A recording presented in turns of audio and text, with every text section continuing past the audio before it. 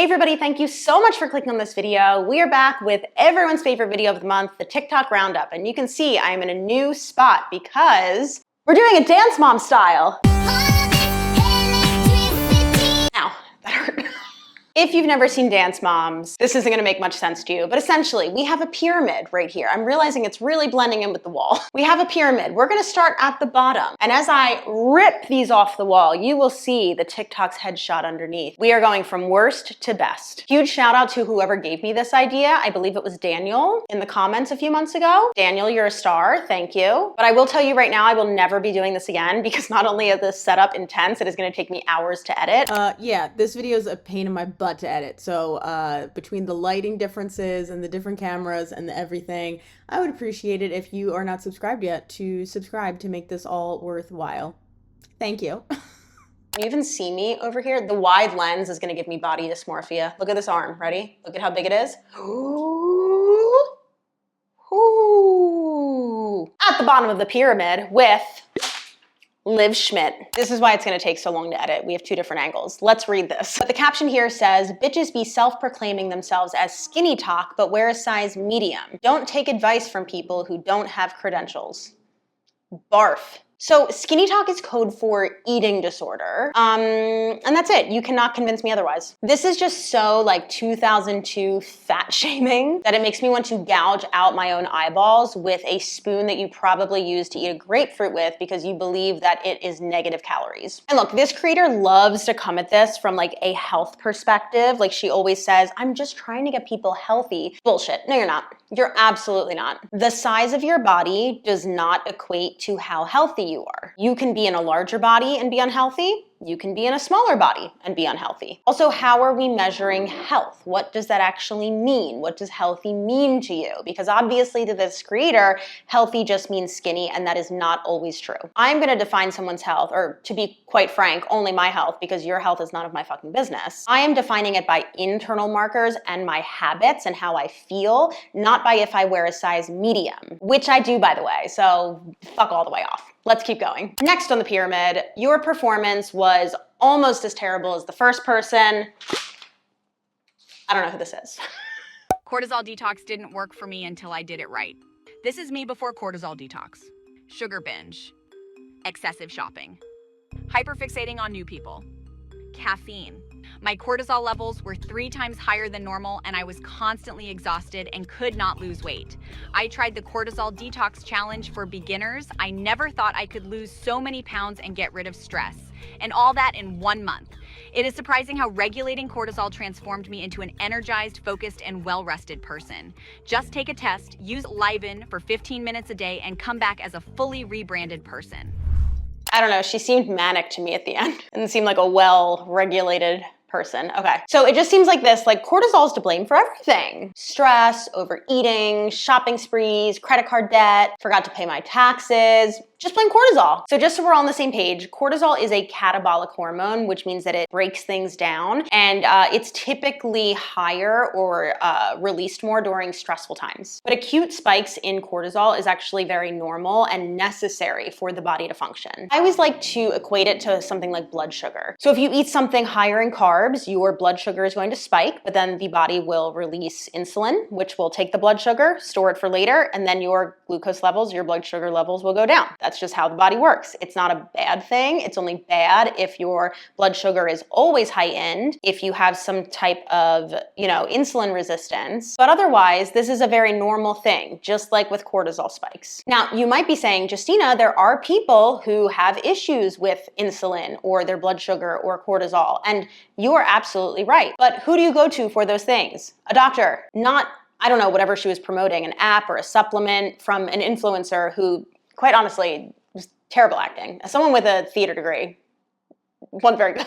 While you might be having issues with your cortisol spikes or levels throughout the day, you also just might not be hitting the basics consistently, and that might actually just be the issue. Are you strength training 2 to 3 times a week? Are you sleeping 7 to 9 hours a night? Are you getting 7,000 to 8,000 steps daily? Are you, I don't know, eating vegetables? Look at those things before you start seeking out, quite honestly, pretty rare disorders. Cortisol disorders in either way, too high or too low, are rare compared to how many people are actually hitting these basics, which unfortunately in the US is not a very big amount. Less than half of Americans are hitting all of those basics. And not hitting those basics can cause issues. I'm not saying they can cause cortisol issues, they might, but we want to be starting with the basics. Also, I just hate that it's always about weight loss in the end. At the end of every single one of these ads for something cortisol, it's always about weight loss. Let's move on to the next part of the pyramid. Moving on to the next spot in the pyramid, we have ladder.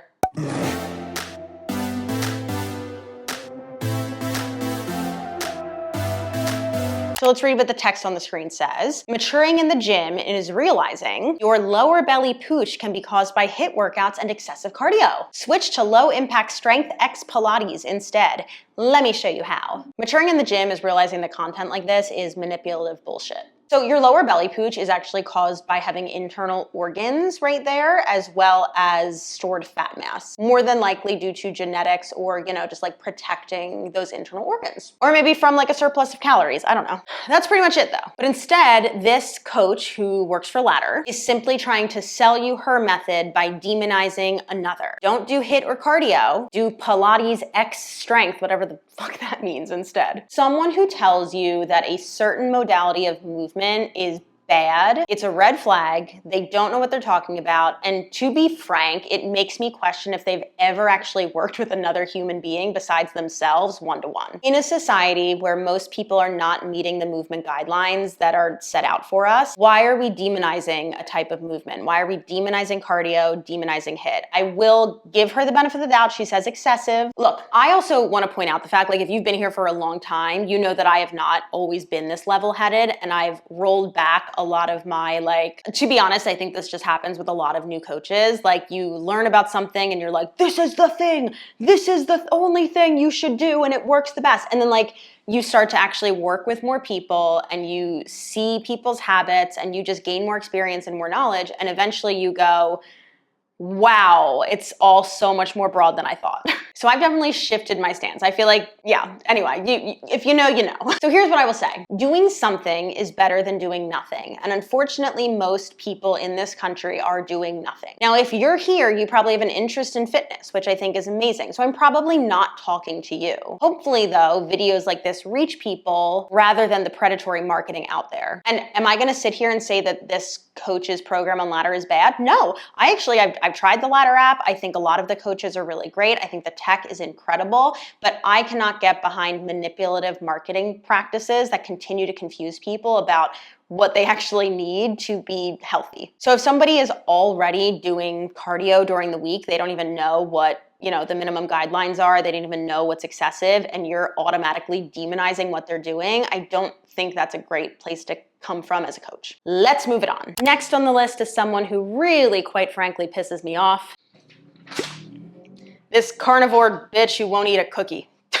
Okay, I need to chill it with the cursing. I'm getting really out of hand. I'm gonna get flagged and people are gonna tell me it was a great video, but don't curse so much. I'm from Philly and I live in New York. It's cultural. Okay, but I will tone it down, I promise. Let's read this verbiage on the screen really quickly. Will that cookie taste as good as being shredded on the beach this summer? That's what I thought. Put it down and lock in. Ugh. Guys, getting shredded is not only really hard for most people, it's not sustainable, not healthy for a lot of people, and is probably not gonna make you feel that great. A lot of people who get super shredded end up talking about how low energy they feel, how their lifts suffer in the gym, their sleep suffers, their kind of just life deteriorates just by chasing this super low body fat percentage. And I'm not gonna sit here and say that that's what's happening to this person. Maybe she is a genetic anomaly who just naturally lives her life really lean, which, good for her, to each their own. But it is fact that it is very difficult, especially for women, to get super lean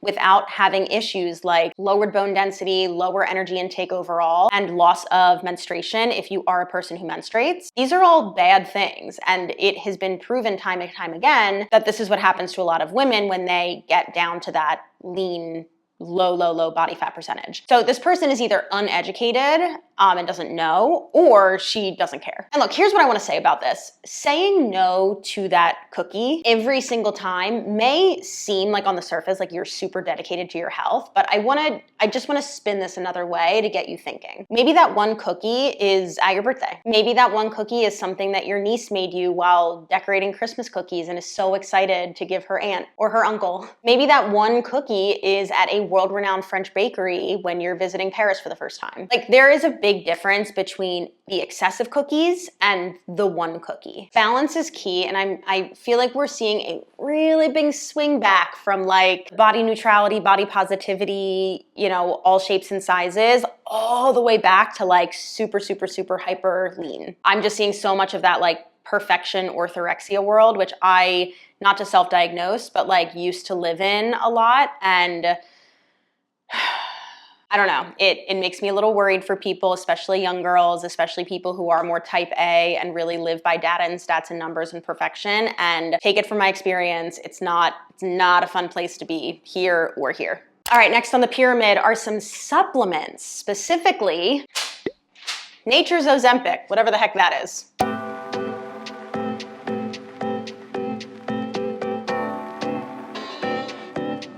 All right, so this says, when you started taking Nature's Zempic and now you're drowning in these, have more energy than ever and less cravings. Ugh. It's always about weight loss. It's never about health, is it? So this person is selling a supplement that they're basically claiming will do the same things as a GLP-1 agonist. Things like Ozempic, I think Wegovy falls under that category. And yeah, it's nonsense. Let me just put it to you this way. If there was a magic cure out there, everyone would be taking it. And I guess the magic cure, put it in quotes, is Ozempic, because it does seem like everyone is on it. I'm not saying that's bad or good. I am not commenting on that at all, because quite frankly, it's none of my business. That is between you and your medical team. But again, if there was a natural supplement, Nature's Zempic, that did the same thing, once again, everyone would be doing it. Everyone would be taking it. I think we need to remember that something like Ozempic, so like a GLP-1 agonist, that is regulated by the FDA, and you can have your own opinions about the FDA and whatever, but supplements are not, they're not regulated. Like they are not regulated at all. There could be anything in there, and whatever ingredient, magic ingredient they say is in there, they don't need to even disclose how much there is of it. So there could be like the tiniest, like, I don't know, green tea extract, like right in there, and then everything else is just like sugar. We can acknowledge that there are issues with quality control or whatever with the FDA without throwing away the whole thing and just saying that the supplement wellness industry is the standard, because no, it's full of grifters and scam artists. Moving on up the pyramid, we have someone who does not understand the basics of human anatomy. A Pilates girly.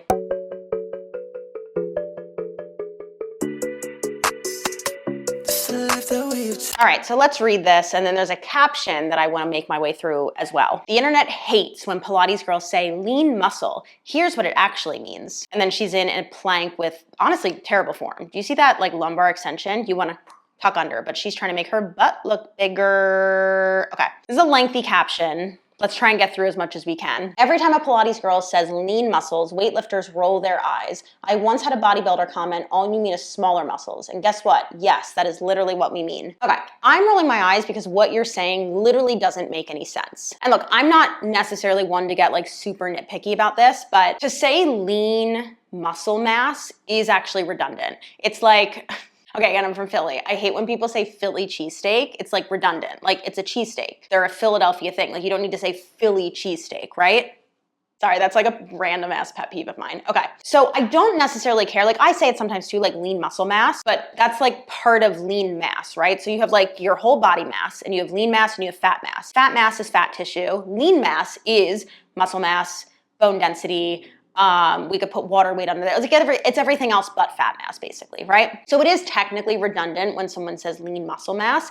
I'm not gonna get super nitpicky here. The thing that annoys me about people like this who use it is that they are either insinuating or just straight up saying there's lean muscle mass and bulky muscle mass. No, you can have more muscle mass or less muscle mass. You can grow or ignore and let it atrophy. Like, that's it. So it pisses me off because it misinforms people to think like, oh, if I do Pilates, I'll have lean muscle mass, but if I do weightlifting, I'll have bulky muscle mass. And like, no, if you do Pilates, you'll have less muscle mass probably. And if you weightlift, because it's more of a muscle building stimulus, you will have more muscle mass, and that's it. So she kind of addresses that, but let's keep on moving. Not all women want to build big muscles. And despite what people say, women absolutely can bulk. Some of us, myself included, are genetically predisposed to building large muscle, but not everyone wants that. Some women intentionally train in a way that keeps their muscles smaller without significant hypertrophy. Okay, no one said that women can't bulk. People are saying that if you pick up 10-pound dumbbells, you're not gonna turn into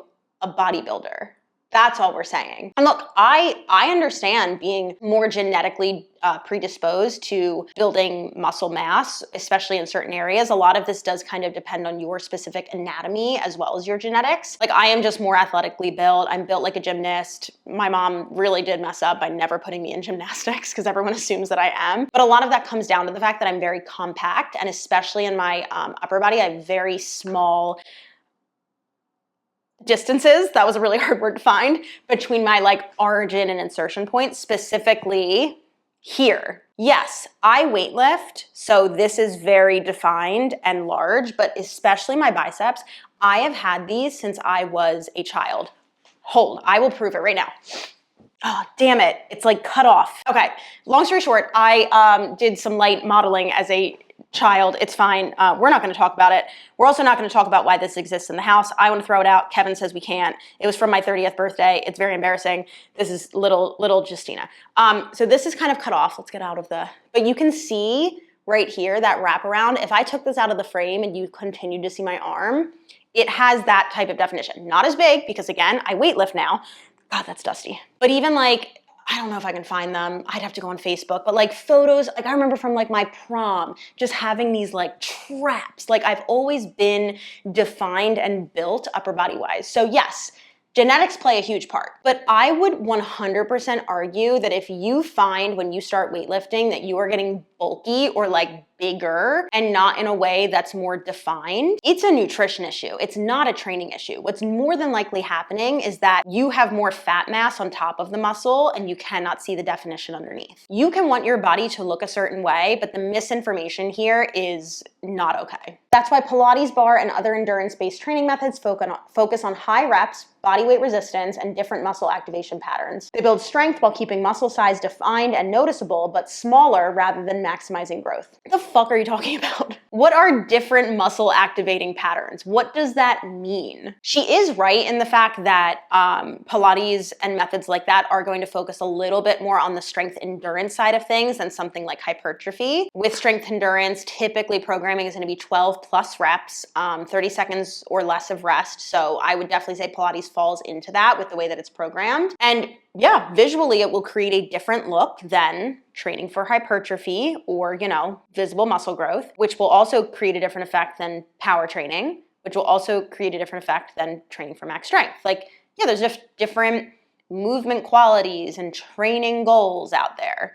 And they all produce different outcomes, sometimes aesthetically. So yeah, with something like Pilates, which is focused more on strength endurance, you won't build as much muscle mass because that's not the primary goal. And I know I say it in almost every video, I think it's really irresponsible to dissuade women from building muscle mass and increasing their bone density, which Pilates will not unless you are on a reformer with external resistance, because we are so much more likely to develop bone density issues, osteopenia, osteoporosis, which is going to affect our quality of life and independence down the road. So I don't know. I'm just here to lay out the risk versus reward. I don't think that lays out risk versus reward. I think that sways you into letting your bones deteriorate. And if you're okay with that and that is worth it for like a really slim look, more power to you. And I hope that you never have an issue later in life. I'm here to give you the info and let you make an educated decision, not sway you one way or the other. I know what I believe. I'm just trying to give you all of the info so you can figure out what's worth it and what you believe. All right, this next one is not terrible, but it ended up here because of the caption, because this is ageism. Let's read it and then you'll see. So the caption says, stay desirable after 30 years old. Fuck all the way off. Sorry, I said I was done cursing, but that sucks. First of all, I love being in my 30s. I am 35, 36 by the time this video comes out. Everyone go wish me a happy birthday. It was on April 1st. My fellow April Fool's babies, happy birthday. Honestly, guys, I never want to be in my 20s again. I was an asshole.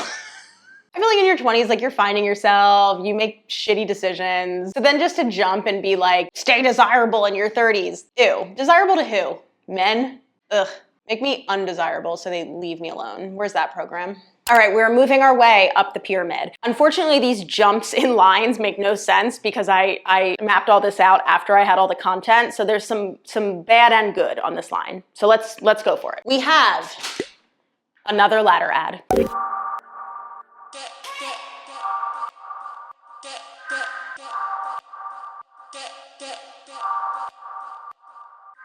All right, first and foremost, what is this angle? Why am I looking up your anus? Now let's read the words on the screen that we've gotten past that shock. Uncomfortable for an hour or uncomfortable all summer in a bikini? Your choice. It's not too late to start. Grab some dumbbells and lock in with me. We start Monday, March 10th. You in? I almost understand where this is coming from, but there's two big issues I have. Number one, this automatically tells your potential consumer, exercise sucks. Exercise is gonna be uncomfortable, you're not gonna like it, it's gonna be a terrible hour of your life. But the payoff is that you're gonna look good in a bikini. Like, I hate that. I think the only way to build consistency is to find things that you actually enjoy. Because if you enjoy something, you are way more likely to actually adhere to it. So that's the first thing. Number two, this is, I don't know, it's giving like body shaming vibes. Like one of the biggest goals across the board that a lot of my clients do have is just feeling more comfortable in their skin and in their clothes. And in the summer, yeah, like you're definitely probably showing more skin because in a lot of places, like it's a hotter climate, you're maybe even in a bikini and you want to feel comfortable. Like I fully understand all of that. But I just think we can frame it in like a different way. I don't know, the subtext here reads to me like, hey fatty, you gotta hit the gym before summer comes, or you're gonna be mistaken for a beached whale in that bikini. I don't know, ladder ads are just like Jillian Michaels meets ChatGPT. All right, I believe we have made it toward the last of like the icky gross content and we're moving more into the meh. So moving into the meh part of the pyramid, we have, I actually forget what this is, so let's go over here and watch it.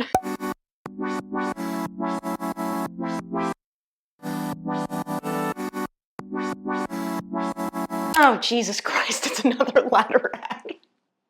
Okay, so it just says, POV, you took the gym seriously. And then it's a thin girl at the beach and the same thin girl in the mirror, okay? I don't know, it's just like, again, it's giving the implication of like, the way you look and your weight is like directly related to like your moralness or like makes you a better person. It's giving like my body is my business card. It worked for me, so it'll work for you. I just think it's like lazy content. I don't know, it's just very like POV, I'm hot.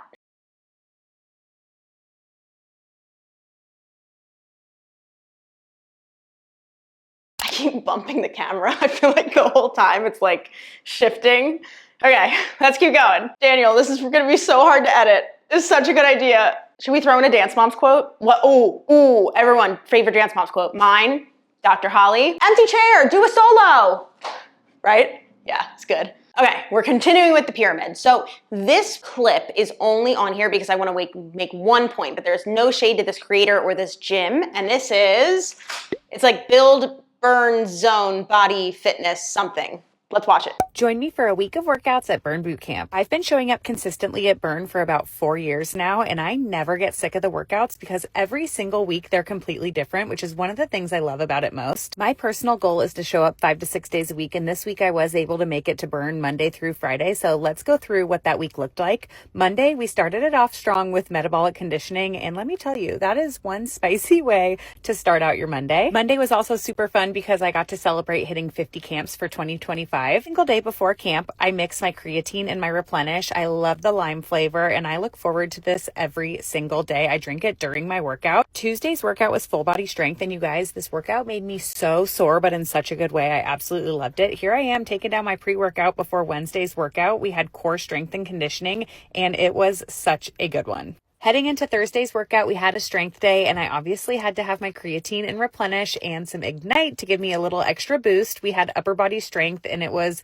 really, really hard, but so good. Friday's workout was my final workout of the week, and we hit lower body strength. It was so challenging. Overall, this entire week of workouts was so hard, but so good. I hope you guys enjoyed it, and I'll see you later. Bye. Okay, the only thing that I want to point out here is that this creator says that every single workout is completely different.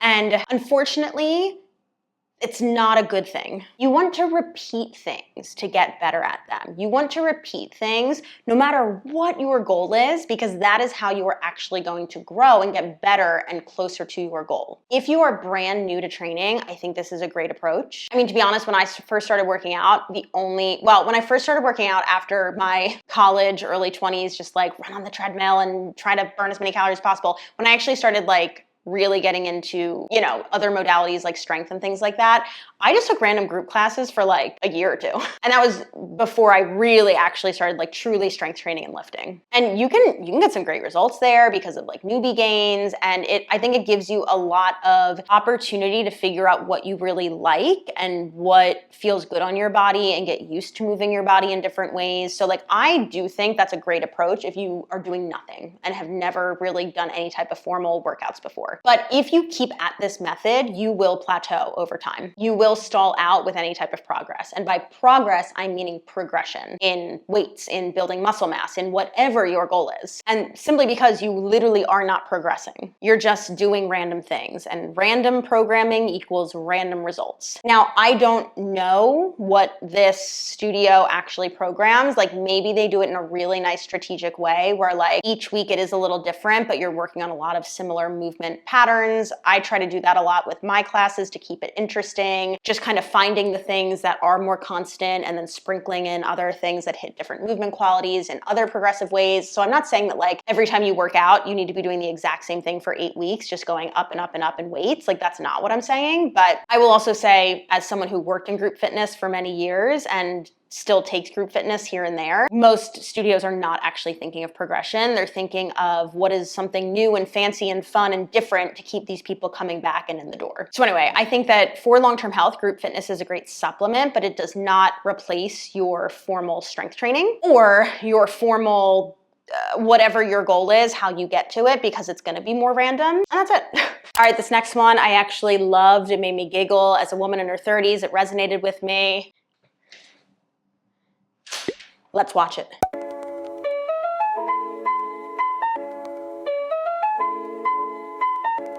Women in their 30s be like, I'm past my prime, then bust out the splits, run the New York City Marathon, do a hot Pilates double header every week, and walk 5 miles after hitting the gym. Like, no, babe, you're in your prime.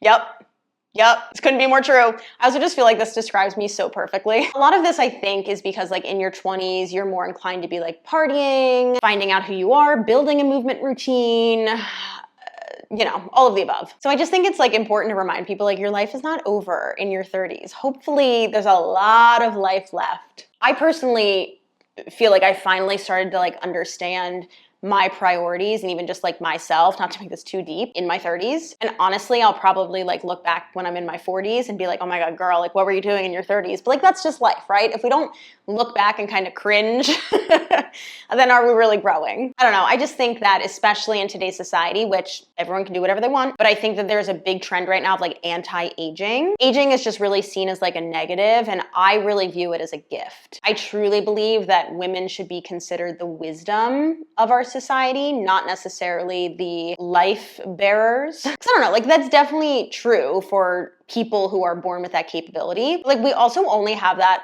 ability for a very small portion of our lives. Where on the other hand, like men could potentially be procreating until they croak. So I don't know. I just think we're the wise ones. We have so much more to give than what society thinks we have to give. And that's all I'm gonna say about that. All right, moving into the third row of the pyramid. So this is someone you might recognize. It is a New York City coach who has been on the channel before, Miriam. Fashion with front row, Fendi and Prada, hardly Madonna, rich and you know, got all the cash, Louis on my back, wish you could have that, gotta work hard, yeah. The The point that I really want to drive home here, Miriam has 3 great points, but the one that I want to read you is the first one. If you're lifting more than 5 pounds in your daily life, spoiler, you probably are, you should occasionally be lifting more than that in your workouts. I don't know, I've heard that before, I've said that before, but I haven't seen it written out like that in a long time, and especially with so much of the shift geared toward women being like the high rep, low weight workouts, or quite frankly, like 5 pounds would probably be considered heavy. I don't know, I just like, it hit me again. It hit me good. So we're gonna bring this idea back. If your work bag weighs more than 5 pounds, you should be training with more than 5 pounds. This goes back to like, if we really wanna break down like functional training, it's preparing you for your life. I'm not saying that you need to work out like holding something wrapped around your shoulder and then like walking with it. You could do that. But I think that we can look at training as like functional or preparatory for your life and like a big and a small lens, right? So big lens is like bone density to maintain your independence, muscle mass. You can like lift your suitcase up overhead when you get on an airplane. Hormone balance, especially for women as we, you know, enter perimenopause and postmenopause life, like your hormones are gonna be doing crazy things. Chronic illness prevention. So just like quality of life, right? And then small lens is like training so that when you chuck on your giant work bag, you don't accidentally throw your back out. It makes sense, but we've already seen at least one other creator in this video basically scaring people away from lifting heavy weights for fear of like looking bulky or spiking your cortisol, when really like that should be the least of your worries. Again, you can do whatever you want, you can train however you want. I am just here laying out the risk versus reward and trying to make this as logical as possible because there's so much just like, I feel like I'm like wading through nonsense. I can't even imagine how someone without any education in this field feels. So anyway, Miriam's a good one. Go follow her. We're almost there. We're making our way up the pyramid. Let's go. All right, next up, you know, whenever someone throws some shade at Tracy Anderson, I'm here for it. Let's watch it. Girls, I finally got into a Tracy Anderson class, and let me tell you, it rocked my world in the best possible way. These movements are so hard. I don't know if you can tell on camera. At first, I was like struggling a little bit with getting the routine down. By the end, I knew I was in a rhythm. It just feels so organic to the body to do Tracy Anderson. And although it takes a second to get these routines down, by the end, I was like, yeah, I get the hype. I just get that hype. I just do. I mean, if you had told me this was a girl taking your Tracy Anderson class, I would have been like, well, I took her class. I did a whole video where I lived my day like Tracy Anderson. Took a class at one of the New York City studios, and this is exactly what it was. There was literally a moment where we were like rolling on our knees, and then you like hit like a straddle in the middle, and then continued to roll. And I thought I like pulled my pussy.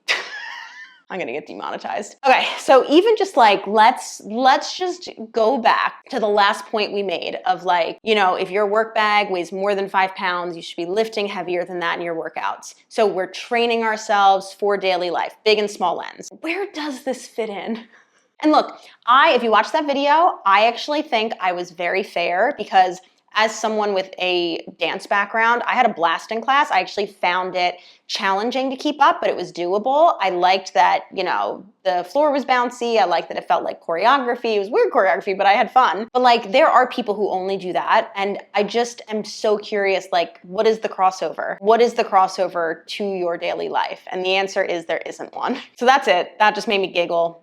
We're almost there. Let's keep going. Moving our way to the end of the third row, we have one of my favorite things, which is 75 hard slander. Let's read this bad boy. So these are like the rules of 75 hard. Don't be oh my God, do I need glasses? We're just gonna say my laptop's really dirty, which is true. Don't be average. Go to the gym 9 times a day. Eat 2,000 grams of protein by noon. Carry your car to the gym. Don't drive. Sleep in a plank. Never take a rest day. Read 7 self-improvement books at the same time. Throw away all electronics. Eat your meals while you do a wall sit. Don't drink water. It has no protein. Wear ankle weights on your ankle weights. Hashtag 75 soft rules, not even 75 hard. That was funny. Okay. Honestly though, this is what 75 hard sounds like to me. 75 hard, I don't know how you wouldn't know what this is at this point, but it is a mental fortitude challenge. It's actually not even a weight loss challenge, and it says so directly on their website, but I think it's Andy Frisella who came up with it. I might have just made that up. That is a human, but it might not be the right human. He has actually said like, this is not meant for weight loss, but everyone uses it for that. And part of the reason for that is because it does require 2 workouts a day, one of which has to be outside. So here is my issue with people who do, not people who do 75 hard. I understand why they do it. Here's my issue in general with 75 hard. If you're using it as a jumping off point for like a health and fitness journey, what are you gonna do after? Like, there's no exit plan back into normalcy. A lot of times what you see happening is people just kind of go back to old habits because they haven't built new ones. They've just been doing this intense mental fortitude challenge, and then they undo all of the progress they made and they have to go back and repeat the whole thing. I actually recently made an entire video about how to start on your, you know, I hate saying like the health and fitness journey, but like how to start building solid habits around your health. And the key is, instead of going all, you want to start with a little bit. Start with one thing. What's one thing that you can do consistently for a week or for 2 weeks? And then you add on from there. Just like how things can snowball out of control, things can also snowball into your control. So anyway, watch that video if you want to know more, but this definitely made me giggle. Moving into the second row of the pyramid, these are people who really showed up, really made me laugh, or made me clap, or made me cry in a good way. I'm trying to channel Abby Lee Miller right now. I need a wheelchair, and I need producers to chase me down the street. Anyway, we have some good old-fashioned heavy deadlifts right here. Let's watch it.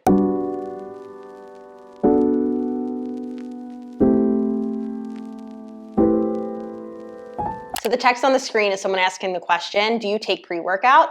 And then she says, no, I do this other thing. I imagine that with this deadlift, I will conquer my enemies with the brute strength of my hands. My screams will echo in their nightmares. I will never bow down to a man. Yes, it's giving Brienne of Tarth. It's giving, let's fucking go. No notes, this energy all day right here. All right, our runner up on the pyramid is something that made me smile. Let's take a look.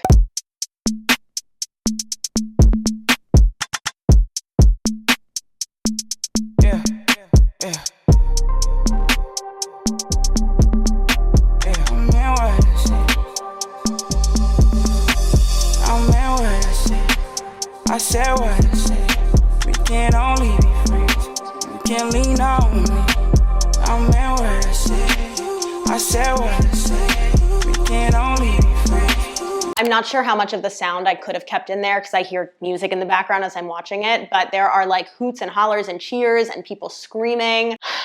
Granny, you a badass. This is my goal when I'm 80. I want to be breaking records. I want to be fit. Did you see her strutting up to go do her back squat? I'm just obsessed with that. I feel like, again, everyone can want to do different things. You do not have to want to be lifting that much weight or pushing that much weight or whatever, but like, I hope that when I sit here and talk about something that's very different in terms of movement quality, something like Pilates or dance or bar or whatever, I hope that you can see I'm not attacking the method itself. Kind of did with Tracy Anderson, but I also really had fun. So I'm more so going at the misinformation that either the method or just individual people are spreading around it and demonizing the opposite. I think there's a time and a place for all of those things. I think there's a time and a place to lift up heavy things. This is amazing. We have one more video on the pyramid. It's a doozy. It's like good and bad. Let's go watch it. To finish out our pyramid, Dance Mom style, we have to put a creator up here who is incredibly knowledgeable, has been giving out so much informative, free information. And to be quite frank, for the last 6 months, I've been trying to get her in this video and it hasn't just quite fit. So I'm so excited to give her the Maddie Ziegler spot. Dr. Jessica. This is a list of ingredients from foods: carrageenan, riboflavin, monosodium glutamate, and 20 others that I can't pronounce. You know, Maha, you guys are welcome at any time to bring in a scientist or even someone who has taken a basic chemistry class to help you pronounce those basic words. Like riboflavin, that RFK Jr. seemed to be struggling with, which is vitamin B2, the same vitamin B2 that you can find in these wellness vitamin IV bars. But instead, this video that contained people reading basic ingredients that they couldn't pronounce included an attorney, 2 self-proclaimed Maha moms, the former CEO of the WWE, and the food babe who said this. If you are an American company poisoning us with ingredients you don't use in other countries, we're coming for you. I just want to confirm, is that the standard that you guys are using to determine safety, ingredients that are not allowed in other countries like Europe? Because this is your supplement company that I imagine is just thriving in this Maha era, follow the money, right? But you use monk fruit extract in your supplements as a sweetener, which is not allowed to be used in the EU because when they did a safety evaluation on it, they couldn't rule out genotoxicity, meaning they didn't find enough evidence to rule out that it couldn't cause DNA damage or mutations which could cause cancer. And long-term safety studies were missing. So are you also going after your own supplement company or just random foods that don't impact you because you don't eat them anyway? This video was posted on the official White House account.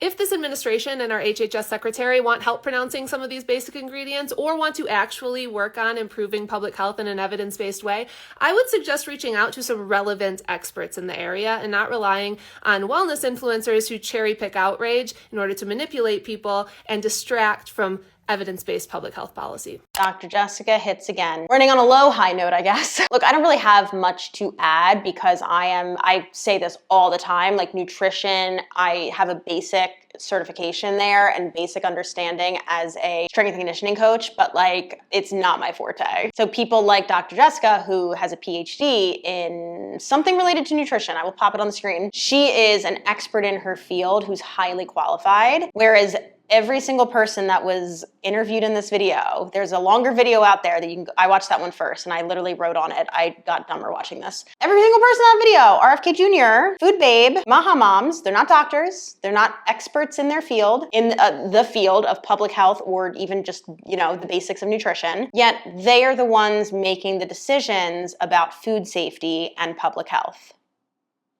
When did we start fearing experts? When did we start fearing science? I have a lot more to say about that, but we're gonna end the video because I think my batteries are going to die. So if you don't agree with me, this is your out. That was fun. We killed a little bit of a tree and a lot of my time editing this, but you know what?